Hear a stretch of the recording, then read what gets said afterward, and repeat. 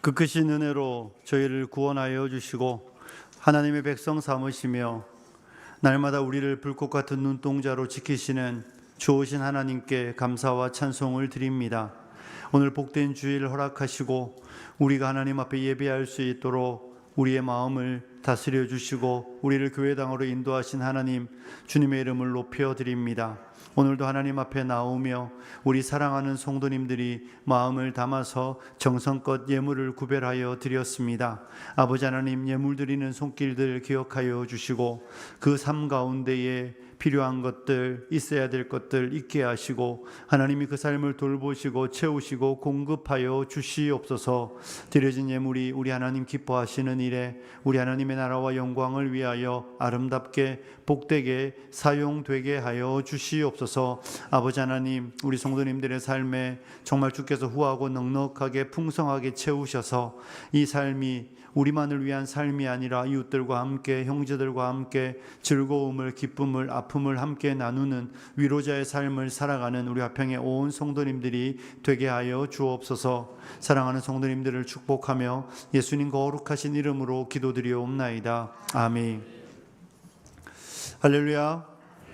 예배 오신 여러분들을 환영합니다. 우리 정재훈 선교사님 어디 계시죠? 오후 예배 오시겠지만 잠깐 일어나 주십시오. 네, 저기 계신 우리 박수로 한번 환영하시죠. 네. 캄보디아 19년 사니까 거의 원주민 같죠? 색감에서 안 보여서 찾느라고 힘들었습니다. 벌써 19년 됐습니다. 캄보디아에 가신 지. 내년이면 벌써 20년인데 계속 관심 가져주시고 또 찬양 예배에 오셔서 함께 말씀으로 은혜 받기를 바랍니다. 예, 여러분이 보시는 오른쪽 편에 보면 교회 설립 45주년 현수막이 붙어 있습니다. 다음 주가 교회 설립 45주년이 되는 해입니다.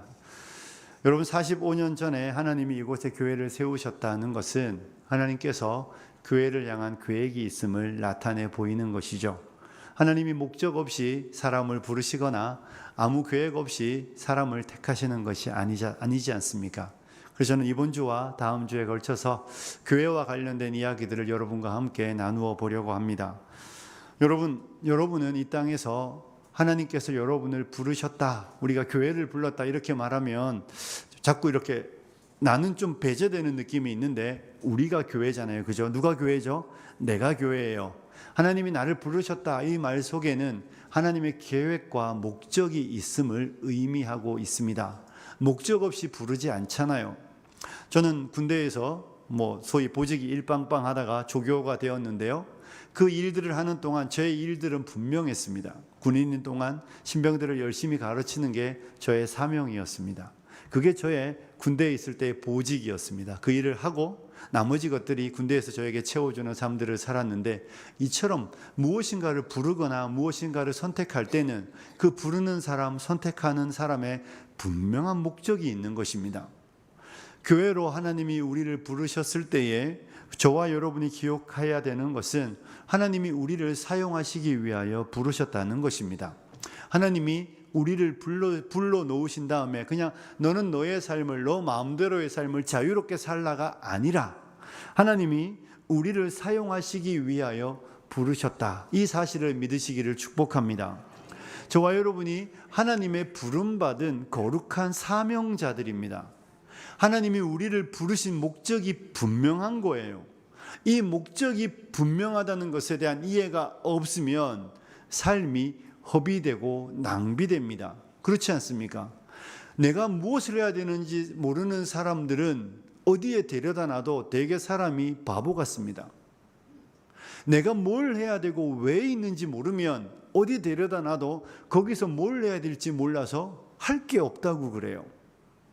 책상에 학생을 앉혀놨더니 뭘 해야 될지 모른대요. 왜요? 지가 학생인 걸 몰라서 그래요. 책을 펼쳐서 공부를 해야 되잖아요. 하나님의 백성인 저와 여러분이 하나님께서 우리를 부르신 거룩한 하나님의 사명자라는 것을 알면 우리는 내가 무엇을 해야 하는지, 내가 어떻게 해야 되는지 고민하고 그 일을 해야 되는 것입니다. 하나님께서 이곳에 교회를 세우셨을 때, 그리고 그 교회의 구성원으로 저와 여러분을 부르셨을 때에 우리에게는 함께 해야 될 공동의 목표가 있고 한 사람 한 사람이 해야 되는 거룩한 사명이 있음을 우리가 기억하고 저와 여러분이 그 거룩한 사명을 행하는 복된 성도님들이 되시길 주님의 이름으로 축복합니다. 여러분, 이 거룩한 사명을 행할 때에 우리 가운데에 이런 사람들이 있어요. 목사님, 저는 뭘 행할 만한 사람이 못 됩니다. 목사님, 저는 그럴 만한 능력이 없습니다. 목사님, 저는 정말로 그런 사람 아니에요. 자꾸 이렇게 말하고 싶어지는 경향성들이 우리에게 있습니다. 그러면서 우리가 못하는 많은 이유와 할 수 없는 많은 설명들을 하고 싶어하는 경우들이 있습니다. 여러분, 그런데 하나님 앞에서 우리가 못할 이유가 없다는 것을 우리는 기억해야 합니다. 오늘 우리가 읽은 본문은 너무 잘 아는 이야기입니다. 그죠? 세상의 모든 사람, 아니 성경이 없는 지역의 사람들도 아는 이야기예요. 소년 다윗이 2m가 넘는, 훨씬 넘는, 한 2m 50 가까이 되는, 그보다 더 클 수도 있는 골리앗과 싸워 이겼다는 이야기 모르는 사람이 어디에 있겠습니까? 세상 모든 사람이 아는 그 이야기, 이 이야기 속에서 저와 여러분이 말씀의 은혜를 나누며 교회로서 우리가 어떠한 사람이 되어야 하는지 함께 살펴보려고 합니다. 오늘 우리가 읽은 본문에 다윗이 나오고 있잖아요. 그죠? 이스라엘과 블레셋 사이에 전쟁이 벌어졌습니다. 이 고대 사회에서 옆나라와는 늘 싸우는 게 어쩔 수 없는 숙명이었습니다. 그러니 이스라엘과 국경을 접하고 있는 블레셋과 이스라엘은 항상 싸울 수밖에 없는 관계였습니다. 그리고 오늘도 우리가 읽은 이 사무엘상 17장에도 블레셋과 이스라엘의 전쟁이 있었습니다. 그런데 블레셋에는 너무 강력한 한 장수가 있었는데 그의 이름이 골리앗인 것이죠. 그래서 골리앗이 이 싸움을 도두로 나와서 계속해서 이스라엘 백성들을 모욕하고 욕하는데도 이스라엘에서는 누구도 골리앗을 향하여 나가려는 사람이 한 사람도 없었습니다. 사울이 엄청난 포상을 해준다고 말해도 누가 자기 목숨을 던지고 목숨을 버리고 보상을 받을 수 있겠습니까? 그러니 그 군대에 나왔던 이스라엘 장수들, 사병들 가운데 누구도 골리앗을 상대로 싸우려 나가는 사람이 없었습니다.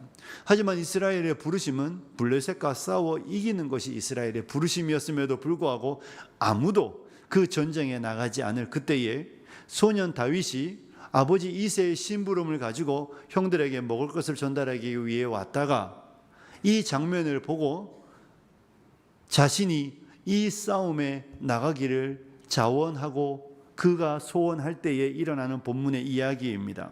여러분, 다윗은 골리앗과 싸우기에 완전히 부적합한 사람입니다. 그래서 사울왕이 33절 우리가 읽지는 않았는데 사울왕이 이렇게 말했어요. 사울이 다윗에게 이르되 내가 가서 저 블레셋 사람과 싸울 수 없으리니 너 안 돼. 너는 소년이요 그는 어려서부터 용사이기 때문에 그렇다, 이렇게 말하고 있습니다. 사울왕의 눈에도 다윗은 이때 다윗이죠. 다윗은 전쟁에 나갈 사람이 못 됩니다. 나이도 어리죠. 나이가 되었다면 징집되었을 텐데 나이도 안 되기 때문에 군대도 못 가는 나이의 소년이었습니다. 그러니 이 다윗은 전쟁에 나가서 싸울 수 없을 만한 모든 조건이 있습니다. 그래서 골리앗이, 우리가 읽었던 본문 42절에 보면 골리앗이 이렇게 말하는 거예요. 그 블레셋 사람이 둘러보다가 다윗을 보고 업신여기니, 이거 완전 경멸하는 거예요. 이거 뭐냐 이거, 이러면서 이는 그가 젊고 붉고 용모가 아름다움이라. 젊고 붉고 용모가 아름답다는 이야기는 군인으로 적합하지 않다는 이야기예요. 골리앗이 보기에 젊고 붉고 용모가 아름다운 다윗은 그냥 예쁜 소년, 집에서 그냥 집안일이나 거들 만한 남자아이인 정도이지 이 골리앗과 싸우기에는 적합하지 않은 사람이라는 것입니다. 그래서 사울왕도 골리앗도, 사울왕은 너는 안 돼 이렇게 말하고 골리앗은 경멸하고 무시하는 것이 이 다윗의 조건이었습니다. 그가 이런 모습으로 골리앗과 싸우러 나왔다. 이것은 성경에 보기에, 우리가 보기에 말이 되지 않는 이야기예요. 어떻게 이렇게 연약한 사람이 전쟁에 나갈 수 있습니까? 어떻게 이렇게 부족함 투성이인 사람이 저 골리앗과 싸우는 일에 참여할 수 있는 것일까요? 그런데 성경은 우리에게 말하는 것입니다. 이 다윗의 연약함을 성경은 주목하지 않는 것입니다. 다윗은 분명히 적합하지 않은 사람이고 그의 연약함이 이 싸움에 어울리지 않음에도 불구하고 그 연약함은 문제가 되지 않는다는 것을 성경은 우리에게 말하고 있습니다. 그런데 여러분, 오늘날 많은 교회 안에 있는 많은 성도님들, 우리 시대 교회의 생각들은 이렇게 되고 있는 것 같습니다. 우리는 연약해서 안 됩니다. 목사님 연약함은 주님의 일을 하는데 큰 문제가 됩니다. 목사님 연약함은 하나님의 일을 행하는데 틀림없이 문제가 됩니다. 그래서 우리는 못합니다. 저는 힘이 없고 능력이 없고 저는 돈이 없습니다. 목사님 저 은퇴했습니다. 저 이제는 능력이 없습니다. 힘이 없습니다. 수없이 많은 연약함들이 우리의 이유거리가 되고 우리의 핑계거리가 되고 있는 것이 우리 시대의 모습입니다. 교회의 연약함은 교회로 하여금 하나님의 일을 하는데 상당히 큰 걸림돌인 것처럼 우리는 이해하는 시대를 살아가고 있습니다. 그래서 우리가 약함이 문제라는 것을, 약함이 마치 우리의 심각한 문제인 것처럼 많은 사람들이 이야기하고 있는 것을 보게 됩니다. 그러다 보니 교회도 우리도 세상처럼 힘을 가져야 한다고, 우리도 세상처럼 성공해야 한다고 그렇게 말하고, 성공해야 이 시대 속에 영향력 있는 삶을 살아갈 수 있다고 말하는 것이 우리 시대 교회 안에 들어와 있는 이상한 생각입니다. 그러다 보니 어떤 목사님들이 정당을 만들어서 마치 정치하여 우리가 이 시대에 영향력을 미치자 이런 이야기나 하고 있는 것이죠. 정신 나간 사람들입니다. 사랑하는 성도 여러분, 힘이 필요했으면, 우리에게 힘이 필요했으면 하나님이 힘을 주셨겠죠. 하나님께서 우리가 성공하고 힘있고 능력이 있어야 하나님의 일을 할 수 있다고 생각하셨다면 소년 다윗을 선택하셨겠습니까? 그런데 하나님이 소년 다윗을 선택했는데 우리는 성공해야 한다는 이상한 생각으로 이 시대 교회는 이 세상과 같아지려고, 우리도 골리앗만큼은 안 돼도 골리앗과 비슷해야 되지 않습니까?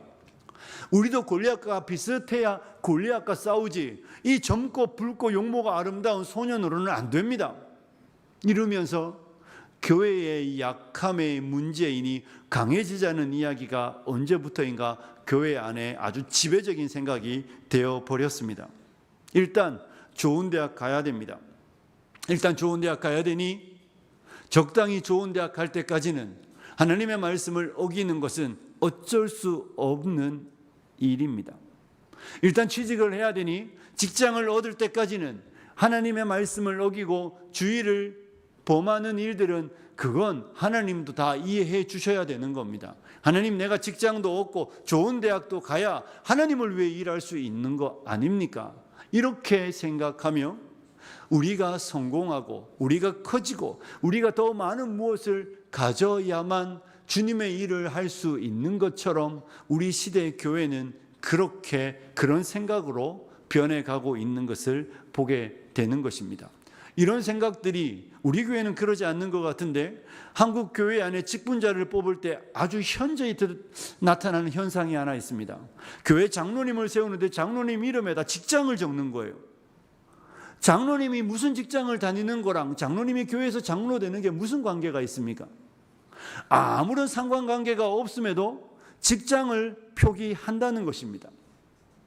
그게 왜 중요합니까? 어떻게 봉사했는지, 지난 세월 교회에서 어떻게 섬겼는지 그게 중요하지 않은 거예요. 거기에 직장을 표기하며 이분은 직장이 좋으니, 이분은 소위 연봉도 좋을 테니, 교회에 많은 재정을 기여할 수 있을 테니 이런 분이 장로가 돼야지, 이런 생각들이 교회 안에 들어와 있는 것입니다.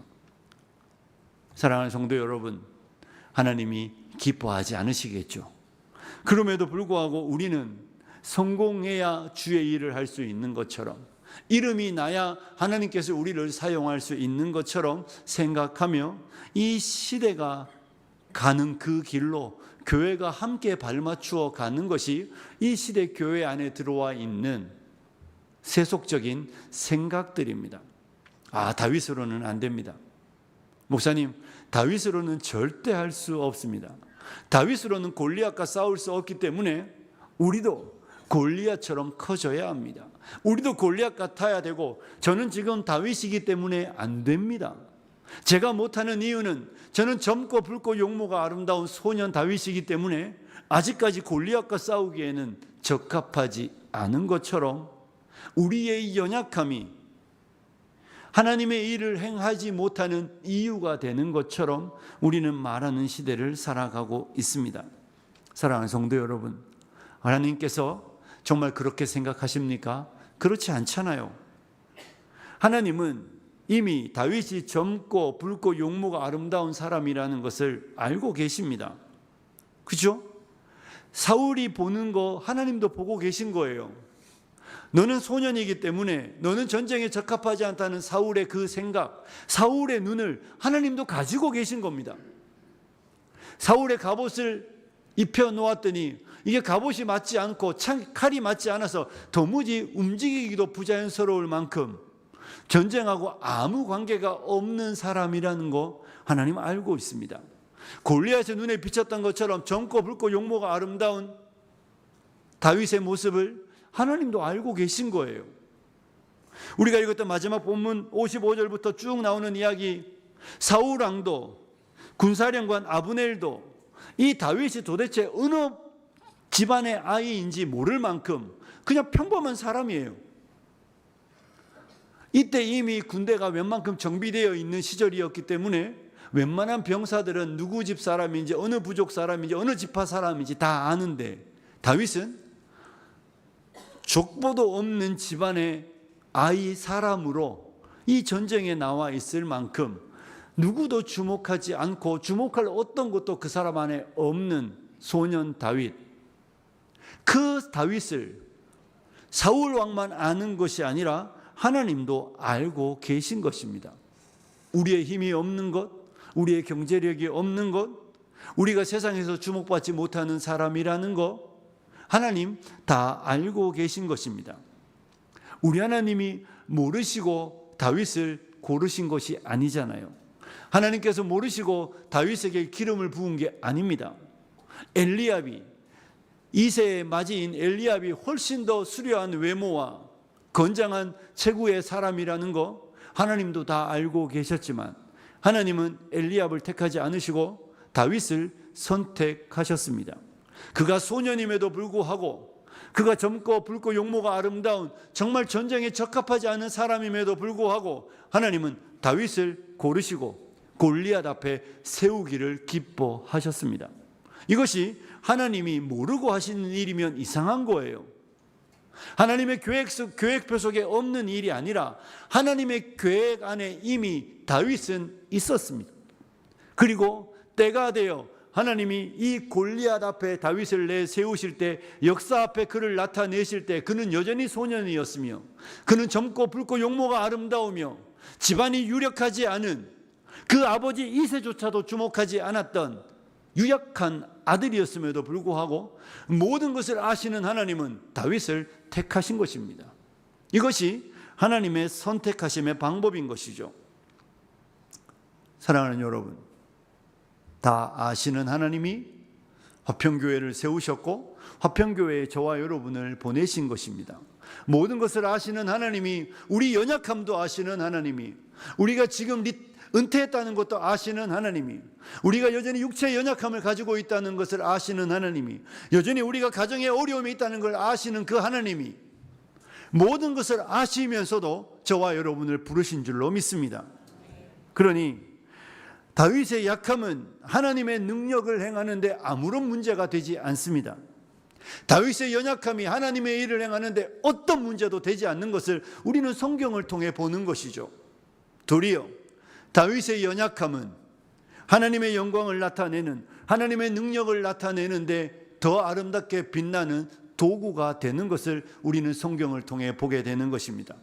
다윗이 골리앗만 했었으면, 다윗이 골리앗과 견줄 만큼 싸움에도 출중하고 칼과 창과 방패와 활을 너무 잘 다루는 용사라면 하나님의 능력이 나타날 통로는 필요하지 않습니다.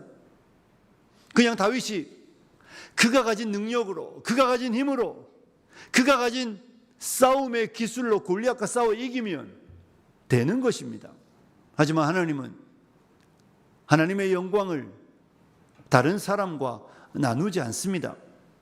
그래서 하나님은 하나님의 영광을 나타내시기 위하여 세상에서 이 연약한 소년 다윗을 선택하신 것이죠. 젊고 붉고 용모가 아름다우며 집안도 유력하지 않으며 아버지조차도 주목하지 않는 그 다윗을 선택하셔서 그의 약함을 사용하여 하나님의 능력을 빛나게 하는 통로로 다윗을 부르신 줄로 믿습니다. 성경은 우리에게 이런 이야기를 하고 있는 것입니다. 너희의 연약함은 하나님의 능력을 나타내는데 아무런 문제가 되지 않는다는 것입니다. 우리의 연약함은 하나님이 우리를 통하여 일하시는데 아무런 문제가 되지 않는다는 것을 믿으시기를 축복합니다. 여러분, 성경에 보십시오. 이스라엘 백성이 이집트에서 430년을 머물며 그들이 출애굽하기 위하여 야간에 군사훈련을 하고 그들이 광야를 잘 지나가기 위하여 음식물을 쌓으며 그들이 정말로 이집트에서 출애굽하기 위하여 그 당시 고대 근동에서 가장 강력한 이집트의 군대와 싸우기 위하여 군사훈련을 했다는 이야기가 성경에 있습니까? 하나님이 모세를 훈련시킨 다음에 40세가 되었을 때에 그를 이집트에서 출애굽시키기 위하여 이스라엘 군대의 장군으로 세웠다, 이런 이야기 없습니다. 40년 동안 힘을 더 빼신 다음에 이제 자기 몸 하나 건사하기도 어려운 80세의 모세를 부르시고 430년 동안 종으로 살아갔던 그 이스라엘 백성들을 출애굽시키실 때 그들이 종이었던 것과 그들이 군사훈련을 받지 않은 것과 그들에게 힘이 없는 것은 하나님에게 아무런 문제가 되지 않았습니다. 그들이 약속의 땅 가나안 땅을 들어갈 때에 그들에게 무기가 없는 것과 그들에게 힘이 없는 것과 그들이 그 땅을 잘 이해하지 못하는 것은 하나님의 문제가 되지 않는 것입니다. 기도원의 300명이면 충분하지 않습니까?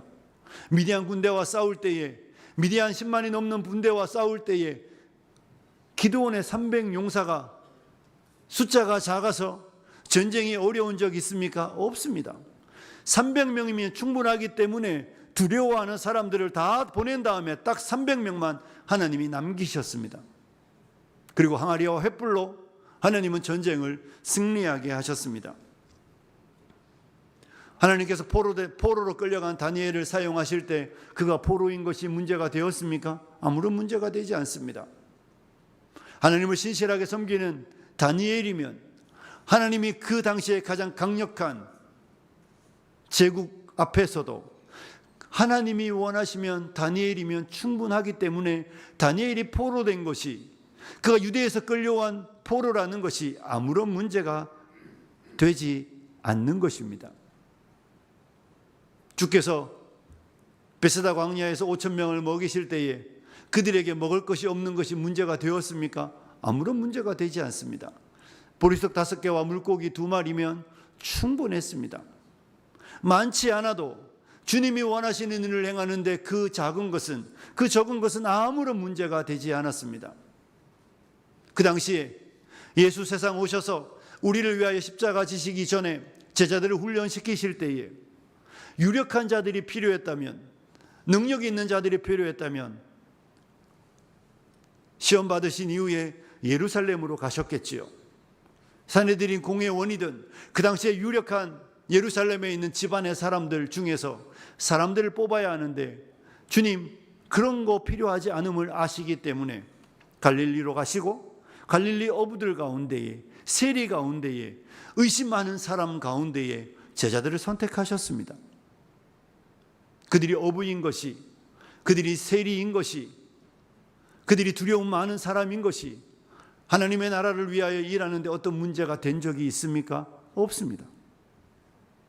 사랑하는 성도 여러분, 우리가 잘 아는 사도 바울을 생각해 보십시오.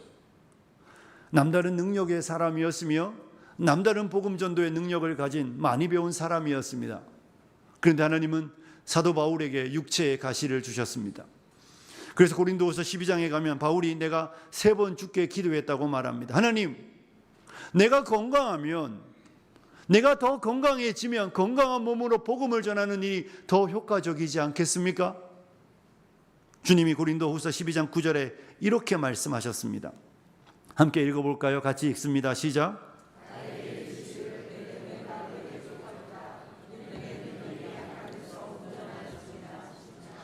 그러므로 도리어 크게 기뻐함으로 나의 여러 약한 것들에 대하여 자랑하리니 이는 그리스도의 능력이 내게 머물게 하려 함이라. 아멘.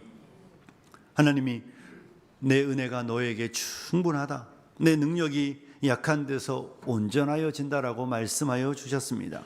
그래서 기뻐함으로 약한 것들을 자랑한다고 말합니다.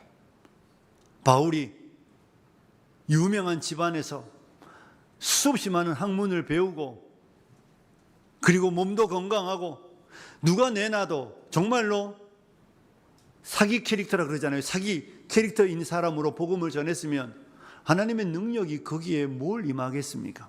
주님 원하지 않으셨습니다.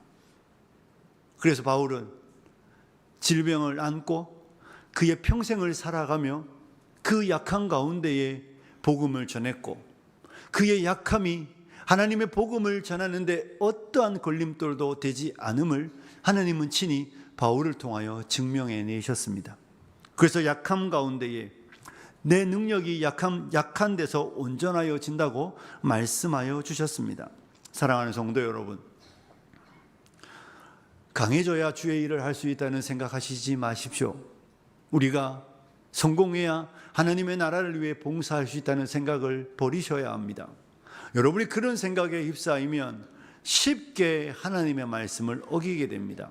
자녀들에게 주의를 지켜라는 말을 못합니다. 고3 되면 1년간 좀 쉬고 시험 기간에도 쉬고 안 됩니다. 여러분, 높아지지 않아도 하나님께는 문제가 되지 않습니다. 세상에서 힘있지 않아도 주님께는 문제가 되지 않습니다. 우리의 약함이, 우리가 천호동에 있는 것이 하나님이 우리를 사용하시는데 아무런 문제가 되지 않는 것입니다. 여러분이 퇴직해서도 관계없고 돈이 없어도 아무런 문제가 없습니다. 여러분에게 문제가 될 건 우리의 약함은 전혀 문제가 되지 않는다는 것을 기억하시기를 축복합니다. 약할 그때에 강함이 나타나는 것입니다. 그래서 하나님은 젊고 붉고 용모가 아름다운 소년 다윗을 세워 그 당시에 그 지역에서 가장 강력한 골리앗 앞에 세우는 것이 하나님의 방식입니다. 과거에도 그랬고 지금도 마찬가지입니다. 우리 힘 없어도 하나님이 우리 쓰시는데 아무런 문제 없습니다. 우리 능력 없어도 하나님 우리를 통하여 역사하시는데 아무런 문제가 없다는 것을 믿으시기를 축복합니다. 사랑하는 성도 여러분, 여기서 우리가 한 가지를 더 생각해야 합니다. 저와 여러분이 정말 주의해야 되는 것은 우리가 정말로 하나님 앞에서 사용될 수 없는 심각한 것은 우리의 약함이 아니라 우리의 거룩하지 않음입니다. 교회가 부패하면, 성도가 타락하면, 음식으로 말하면 성도가 상한 음식 되면 그때는 문제가 되는 것입니다. 사랑하는 성도 여러분, 사무엘하 11장에 가면 다윗의 인생의 가장 큰 실수인 우리아의 아들 밧세바를 범하고 우리아를 죽이는 장면이 나오죠. 그렇게 다윗이 타락하면 하나님이 쓰시기에 문제가 되는 것입니다. 연약함은 문제가 안 되지만 부패는 문제가 된다는 것을 잊지 않으셔야 합니다. 여러분, 집에서 요리를 한다고 냉장고를 열었더니 재료가 작은 건 작게 먹으면 됩니다. 그건 문제가 없습니다. 재료가 엄청 좋은 거, 오랜만에 비싼 걸 사다 놨는데 상하면 어떻습니까? 그건 못 먹습니다. 작은 건 어째저째 해보겠지만 상한 건 다 갖다 버려야 합니다. 연약한 건, 우리의 연약함은 하나님이 사용하시는 통로가 되지만 우리의 부패는 하나님의 일을 막는 걸림돌이 된다는 것입니다. 교회의 타락은, 성도의 부패는 성도가 상한 음식처럼 변하면 하나님이 사용하실 수 없다는 것을 기억하셔야 하는 것입니다. 한국 사람들은 국물을 좋아합니다. 그죠? 우리나라가 국물 문화가 발전한 이유는 어떤 분이 그러더라고요. 같이 밥 먹을 때 솥단지 걸고 사람이 늘면 뭐 하면 됩니까? 물 한 바가지 더 붓고 소금 좀 뿌리면 돼요. 건더기 좀 적게 먹으면 됩니다. 근데 상한 건 물을 붓는다고 해결되지 않습니다. 상한 건 통째로 다 버려야 합니다. 이것이 음식에서도 마찬가지이고 교회에도 마찬가지입니다. 우리의 연약함이 하나님의 일에 문제가 되지 않지만 우리의 상함은 하나님의 일을 하는데 완벽한 걸림돌입니다. 하나님은 상한 사람, 부패한 사람, 타락한 사람은 사용하실 수 없습니다. 그래서 교회가 유지해야 되는 가장 중요한 덕목이 거룩성입니다. 교회가 유지해야 되는 가장 중요한 덕목을 꼽으라고 말하면 사랑보다 거룩함이 앞서는 것입니다. 여러분, 왜 아나니아와 삽비라 초대교회에 교회가 정말로 급속도로 부흥할 때에 바나바가 땅을 팔아서 갖다 바치고 그때 사람들이 그를 칭송하니까 아나니아와 삽비라가 그들도 땅을 팔아서 일부를 숨기고 하나님 앞에 드렸습니다. 엄청난 일 아닙니까? 그런데 그 부부는 현장에서 즉사했습니다. 왜 하나님이 그렇게 하셨습니까? 교회가 시작되고 하나님의 엄청난 능력이 교회 안에 나타나는 그때에 하나님께서 그 부부를 왜 죽이셨습니까? 한 번 죄 지었는데. 아니, 저는 우리 교회에서 집 팔아서 하나님 앞에 헌금했다는 이야기 아직 못 들어봤습니다. 여러분이 집을 판 다음에 10억짜리 집을 팔고 내가 월세방으로 가면서 나는 1억만 쓰고 9억 하나님 앞에 바쳤다, 이런 이야기도 못 들어봤는데, 이 아나니아와 삽비라는 막 땅을 팔아서 하나님 앞에 갖다 바쳤는데 그거 좀 숨겼다고, 그게 뭐 그렇게 큰 잘못이라고 한 가정을 하루아침에 세상에서 하나님은 사라지게 하셨을까요? 그 마음의 부패함들이, 그 마음의 타락함들이 하나님이 교회 안에 생겨날 수 있는 그 교회가 잃어버린 거룩함이 교회를 타락시키는 가장 큰 문제임을 아시기 때문에 하나님은 초대교회에 경고의 메시지를 보내시는 것입니다. 여러분, 겨울에 귤 한 박스 사잖아요. 한 박스 샀는데 한 개 썩은 거 가만두면 어떻게 됩니까? 주변에 다 썩습니다. 신기한 건 선한 영향력도 영향력을 미치게 하는데 선한 영향력은 그렇게 빨리 안 번져갑니다. 그런데요, 부패는 정말 빨리 번져갑니다. 교회 안에 거룩함을 잃어버리는 한 성도, 그런데 이게 또 문제는 거룩함을 잃어버리는 것은 차츰차츰 잃어가는데 내가 거룩함을 잃어버린 성도인지도 모른다는 겁니다. 나는 여전히 예배당에 오고 있고, 나는 여전히 예물을 드리고, 나는 여전히 신앙생활을 하고 있는데 내가 내 마음이 하나님이 기뻐하지 않는 마음이 되어 부패한 성도가 되었다는 것을 자기는 못 느낍니다. 이게 문제이긴 합니다. 그리고 그 부패는 옆에 사람들에게 영향력을 미치게 되어 있습니다. 그리고 그 거룩하지 못한 교회는, 거룩함을 잃어버린 교회는 더 이상 하나님이 골리앗 같은 세상과 싸우도록 사용하실 수 없는 이유가 되는 것입니다. 그래서 교회가 두려워해야 되는 것은 부패하는 것입니다. 성도가 제일 두려워해야 되는 것은 나도 모르는 사이에 내가 타락한 성도의 길을 가는 것입니다. 사랑하는 성도 여러분, 말씀을 정리하면서 기억하십시오. 약한 건 문제가 되지 않습니다. 우리의 연약함은, 우리의 숫자는, 우리 교회의 1년의 예상 규모는 하나님이 일하시는데 아무런 문제가 되지 않습니다. 하나님이 원하시면 능력 있는 사람을 보내겠지요. 하나님이 원하시면 사람도 보내시고 물질도 보내시고, 원하시면 우리가 하나님의 거룩한 일들을 행하기를 원하는 계획을 가질 때마다 그 계획이 하나님께로부터 온 것이라면 하나님이 능히 우리의 부족한 손을 들어 일하시는 분이신 줄 믿습니다. 그러니 약함을 핑계대지 마시고 약함에 두려워하지 마십시오. 원래 약한 우리를 부르신 것입니다. 하지만 저와 여러분의 부패는 두려워하셔야 합니다.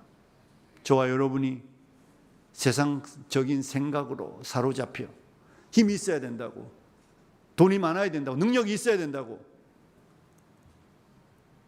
세상의 사고로 내가 생각하기 시작하고 세상의 방식으로 살아가기 시작하는 그 부패는 아주 심각한 것입니다.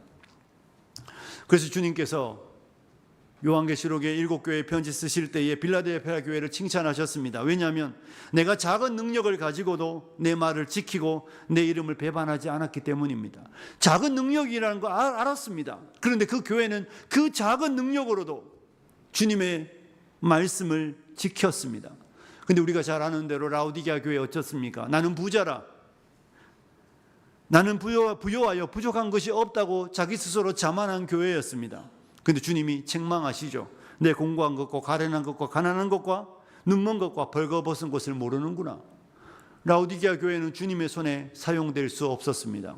왜냐하면 그들은 부패했기 때문입니다. 사랑하는 성도 여러분, 말씀을 마칩니다. 연약함에 두려워하시지 마십시오. 여러분의 연약함은 하나님이 여러분을 통하여 일하시는데 아무런 방해 요소가 되지 않습니다. 하나님은 우리의 연약함을 아시고 우리를 부르셨습니다. 믿으십시오. 그리고 하나님 우리 연약함 중에 역사하기를 원하십니다. 하지만 우리가 주의해야 되는 것은 내가 부패하는 것입니다. 내가 나도 모르는 사이에 거룩함을 잃어버리고 세상을 사랑하며 세상의 길을 걸어가는, 죄의 길을 걸어가는 사람이 된다면 그때는 과감히 도려내지든지 도려내셔야 합니다. 그러지 않으면 더 이상 우리에게 하나님의 능력은 임하지 않습니다.